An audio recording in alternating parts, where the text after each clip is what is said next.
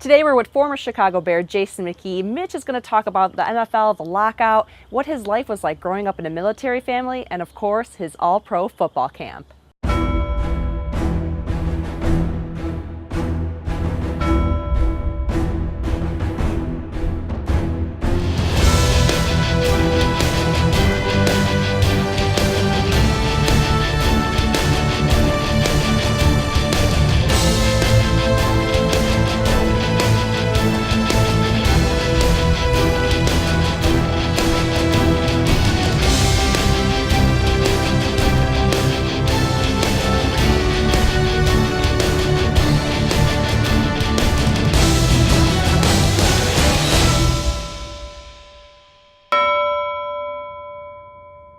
Let's talk about you first growing up as a kid.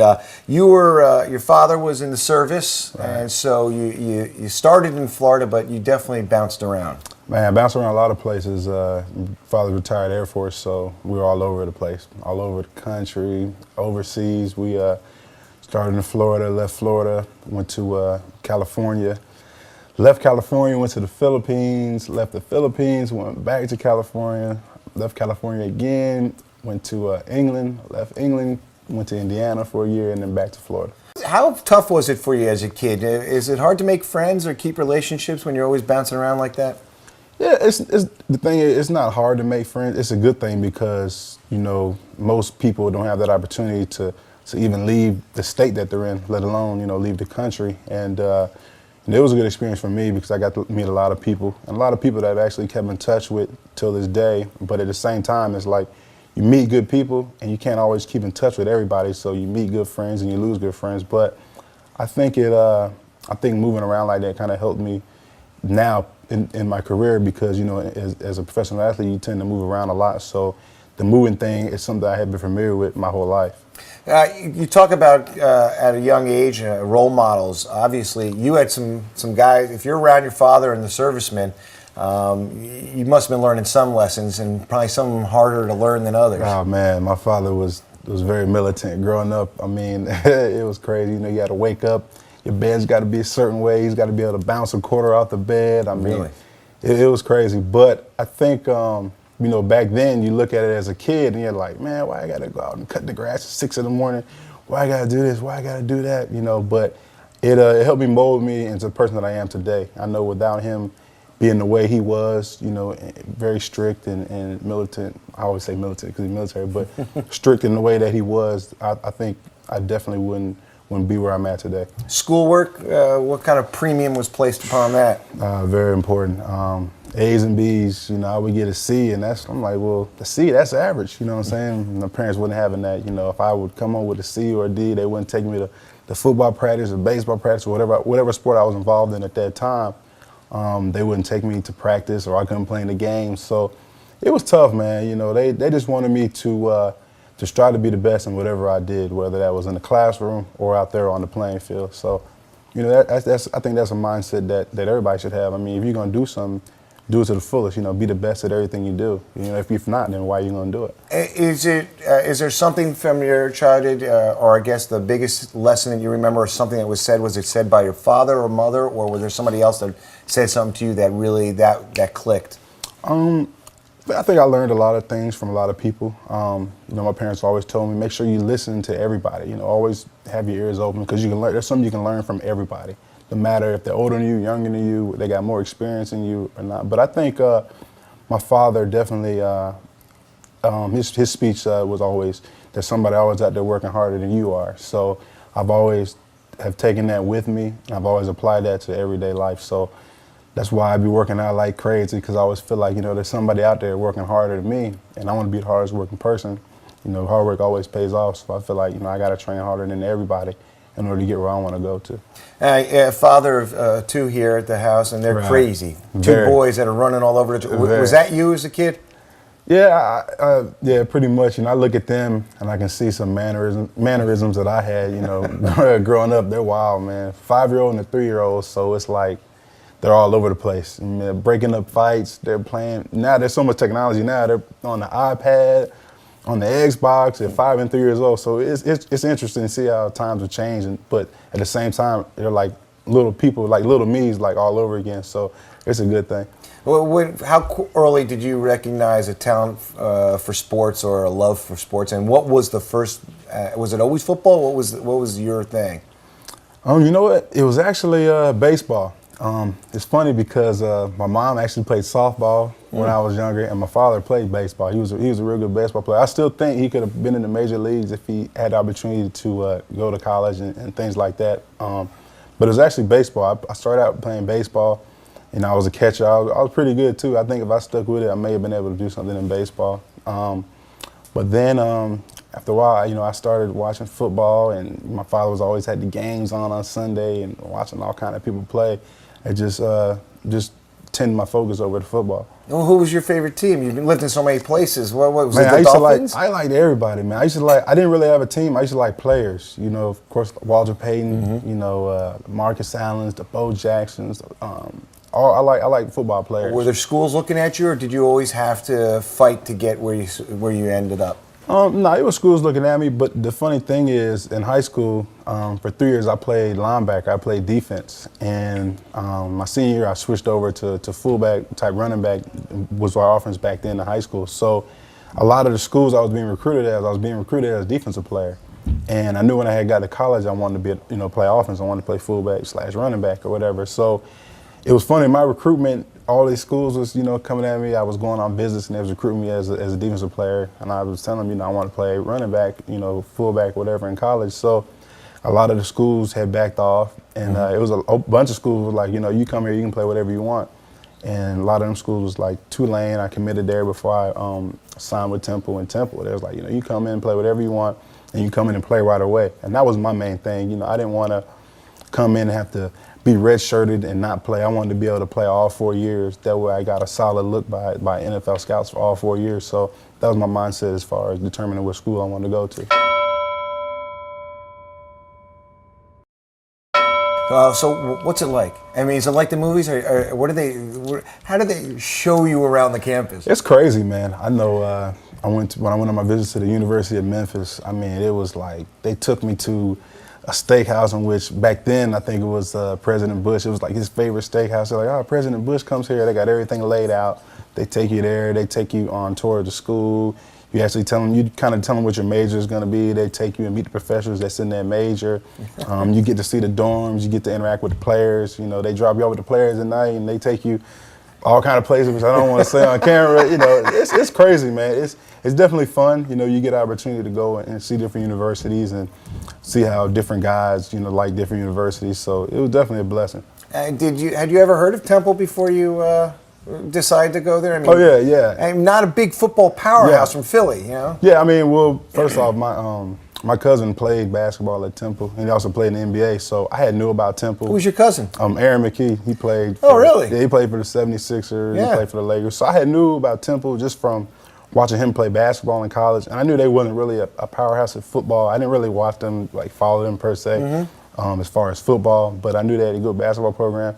I knew it was a good school, ultimately. That was another thing, too. I had to definitely find somewhere that had a good, academic background because, like they say, only one out of so many guys come out of college and make it in the NFL. So you always got to keep that in the back of your mind that, you may not get that opportunity to play in the NFL or at the next level. So you definitely got to have something to fall back on. And communications, was that your major then? That was my major coming out was communication. That's why you're so smooth on camera? No, and another thing too is Temple is a really big broadcasting school. I mean, it's in a big city like Philadelphia, and there's a lot of guys that have came out of Temple broadcasting. So it was something that I wanted to do. What was John Chaney like? Man, John Chaney was crazy, man. He was crazy. He would always at Temple, a lot of the athletes shared the athletic training room. So we'd be in there with the basketball players, the track guys. We were all in there saying the athletic training room, and Chaney would come in, and he's just walking in, he's cussing out his basketball players. Why'd you miss study hall? You better have your beep beep behind the study hall. I'm gonna run you at practice. And I'm like, man, I'm glad I don't got him as a coach. You know what I mean? But you can see his intensity. It made them, perennial, not powerhouse. I mean, they made the tournament every year. Every year, it made them a perennial, player as far as the national championship. So, It was he was a great coach, a great person. If people look on the Temple website and go back, can they find that calendar where you guys are all posing? I'm probably not. Is that a good thing? They probably don't need to. Well, I think I look decent in, but it's a couple guys on there. I'm sure they wouldn't want nobody seeing up on that calendar. If you don't know, it's a calendar with a bunch of, you guys are all with your shirts. It's basically like a Chippendales calendar for the football team. Right. It was like it was a good thing because, you know, if you were in summer school, you had to be there all summer. You know what I'm saying? So it was like you had to get in so many workouts. So what that was is for guys who completed I think it was like 95% of your workouts, then everybody got to be in the calendar. It was a big hit on campus. I mean, everybody come, let me get a poster, let me get a poster. So it was a big thing on campus back then, that poster.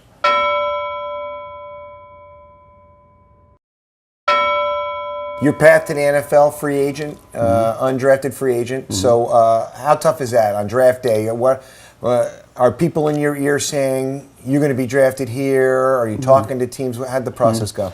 It wasn't really that tough. You know, I had good showings I didn't go to the NFL combine. I went to a combine at Philadelphia, University of Pennsylvania. It was a real big combine, and I did our pro day up at school. And I had a real good showing. You know, I had probably the second highest numbers of any fullback at the combine and any other pro day. So I had a lot of teams calling. I worked out for a lot of teams, and I knew the fullback position in which they wanted to play is not like a high premium, position on getting drafted. You know what I'm saying? So it was just a matter of me just waiting and see where I was going to end up. You know, hopefully at a team that was the right fit for me, and a team that was always constantly talking to me all the time and had watched me my whole college career with the Philadelphia Eagles, which was a great organization, and it was an organization that I definitely had wanted to go to.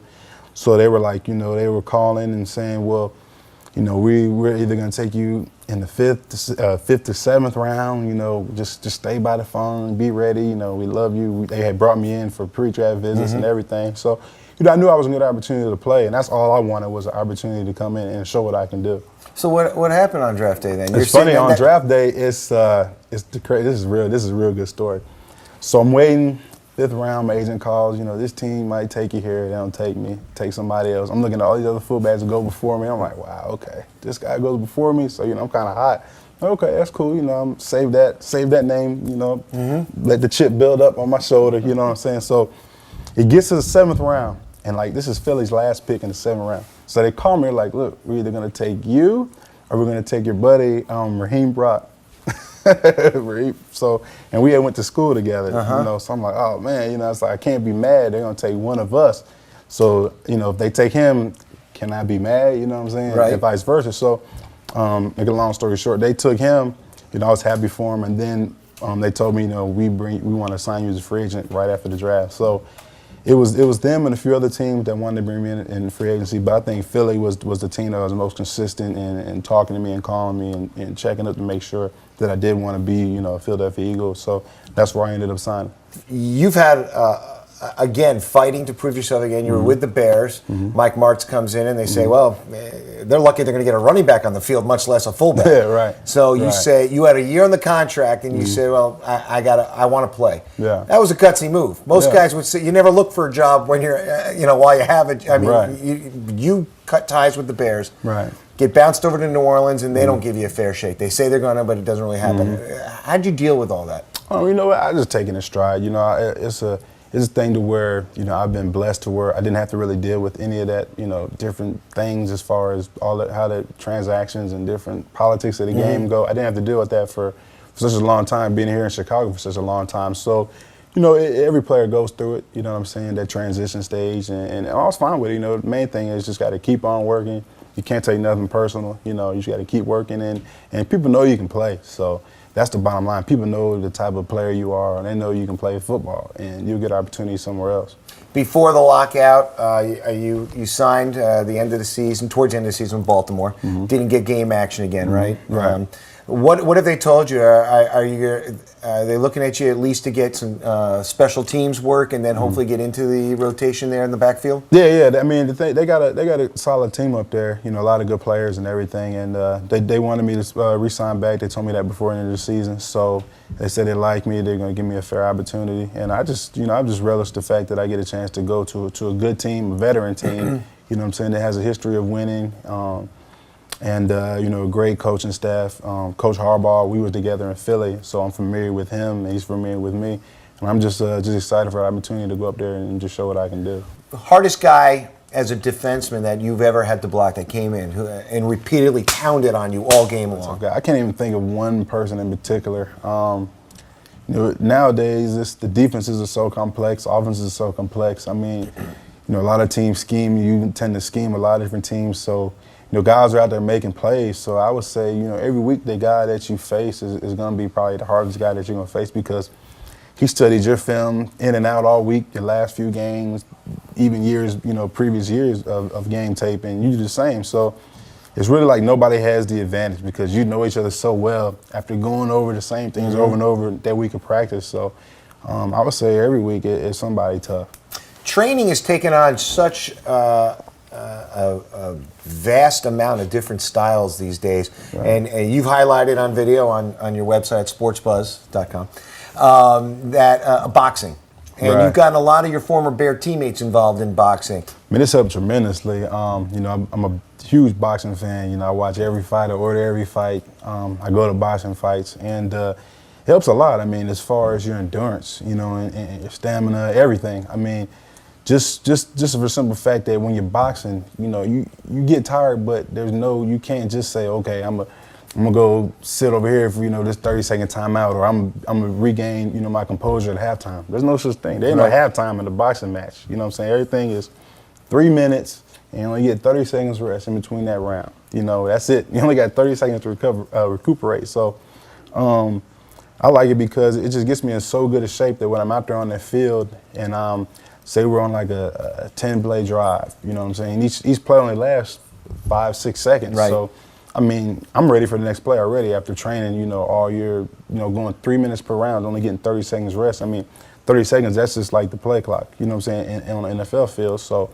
by the time the next play starts, I'm not even really breathing hard, just for the fact that I've been boxing all the time. So I think it translates over like that. And then I think it also helps is when you get tired in boxing, you still got to have that mindset. You still got to outthink your opponent, just like in the NFL. When you get tired, you still got to memorize the play. You got to know who you're supposed to pick up on a blitz pickup, or who your read is on, on a run play, and vice versa. So I think it gets you the mindset, but being able to think, process that information when you're tired, and that's what I think that a professional athlete has to do as well. You know what I'm saying? You got to be able to process a lot of information in a short period of time, and I think boxing does an excellent job with that.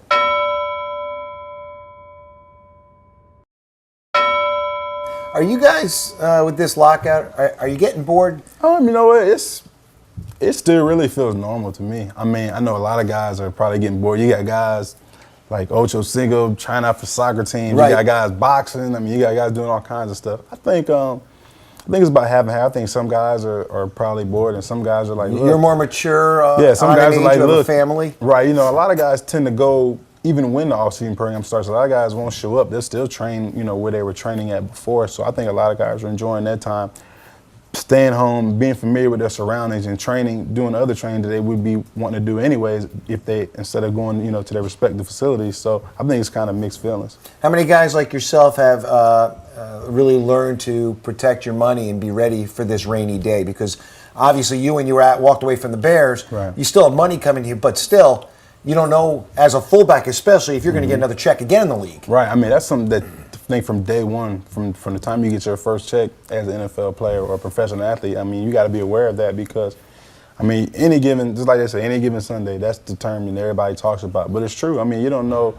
If you go out there on the field, one play might be your last play. You never know what's going to happen. So you always got to be prepared. I mean, the teams change every year. Players change. New guys, young guys coming in to take your job. Old guys coming out.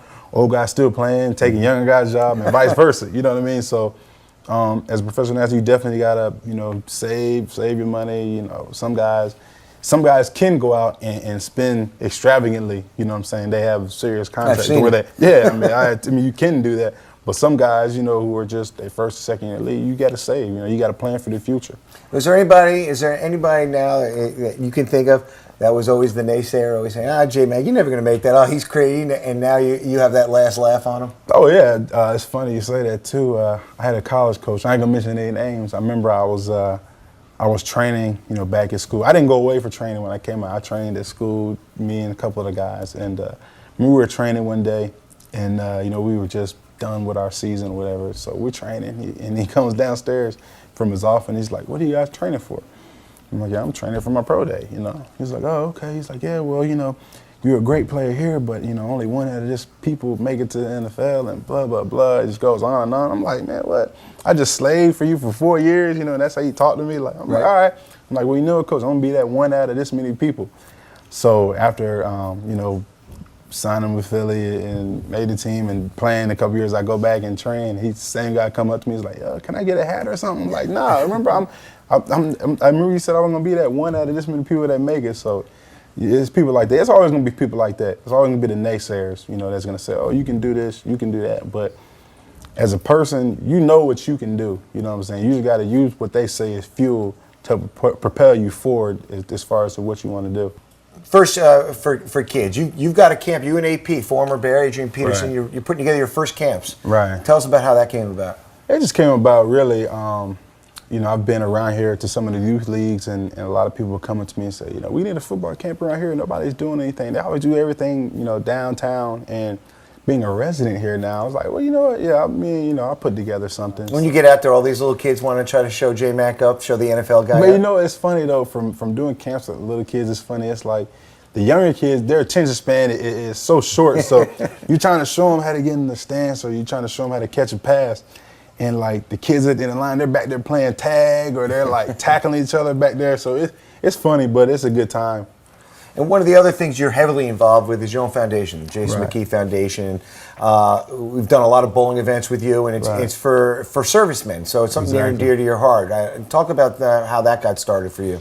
Well, that got started actually. My father being retired military and growing up in a military family, I definitely wanted to give back to servicemen who've been overseas and who went over there and sacrificed their lives for this country. And I see a lot of people doing other things, like the Boys and Girls Club, different foundations, which is all good in itself. But I never saw anybody, do something to show their appreciation for the servicemen and women, fighting for our country. So that's something I definitely had wanted to do. I got a lot of friends who actually enlisted in the service, who've been overseas in Iraq and Afghanistan. So that's something that I definitely want to do. It was close to me, and that's what I put all my time and energy towards. And you got the new website. You're getting ready to relaunch that website. Right, we have a new website. The old one, I know a lot of people have been coming up to me like, "Oh, what's happening to the website?" We're actually taking that down. We're redoing the whole thing. Best vacation spot? Jamaica. Favorite meal? Oh, man. Buffalo wings is too bad for me, though. Greatest statistic from your college career? Oh, man. Third longest run in Temple history, 83 yards. If you were an animal, what animal would you be? An animal, man. Oh, man. Be the lion, king of the jungle, man. You got to be a lion. And finally, give me best place to go out for a dinner date with your wife. Oh, man. I don't know. There's so many, man. We got to eat too much. Probably Sukasa, man. That's like probably my favorite spot. So I'd have to say that. Free meals at Sukasa. Thanks, bro.